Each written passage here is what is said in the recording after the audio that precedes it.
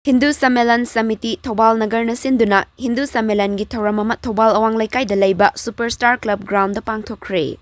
Social unity, cultural awareness amadi religious identity bu masak henna thokhanaba pandam ga loinana pangthokliba Hindu Sammelan gi Thauram aduda Pranta Sanghachalak RSS Manipur Narayan Babu Singh, Pracharak Pramukh Assam Khetra Asokan, Viswa Hindu Parishad Manipur R.K. Radha Mohan Singh, Directorate of Ayush Government of Manipur gi Director Dr. A.K. Lokendra Singh, Director amadi Hindu Sammelan Samiti Thoubal Nagar gi Convener A. Krishna Kumar Sharma na athoiba mitunglen singoina saruk yaki.